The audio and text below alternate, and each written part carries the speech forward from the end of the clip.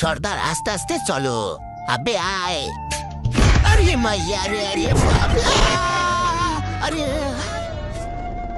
আরে তোমরা কারা? আমাদের সাহায্যের প্রয়োজন। ওই দেখো ওইখানে আমাদের বাসা। আমরা তোমাদের দেশে ঘুরতে এসেছিলাম, কিন্তু এখানে হারিয়ে গেছি। আমাদের বাড়িতে আমাদের পৌঁছে দাও। কোনো চিন্তা নেই, আমি তোমাদের ঘরে পৌঁছে দিব। গনে যাব, গনে যাব, কসে আরে সালা ফেলে দিল তো। সর্দার এসে পড়েছে। হো হো, সর্দার তো বেঁচে গেছে। ধন্যবাদ ভাই, তুমি আমাদের বাঁচিয়েছো। আরে আমি 3 জনকে বাঁচিয়েছি, সবাইকে না। না ভাই, তুমি আমাদের সবাইকে বাঁচিয়েছো। কিভাবে?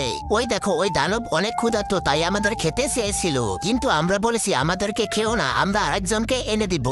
তো আমি তোমাকে এনে দিয়েছি দানবকে খাওয়ার জন্য। তার আগে তুমি যদি ইন্ডিয়ান হও তাহলে লাইক করো, আর যদি বাংলাদেশি হও তাহলে লাইক সাবস্ক্রাইব দুটাই করো। আর তুমি যে দেশ থেকে দেখছো সেই দেশের নামটি কমেন্টে লিখে যাও। এই দানব এখন তোমাকে খাবে আর আমরা আরামে থাকবো।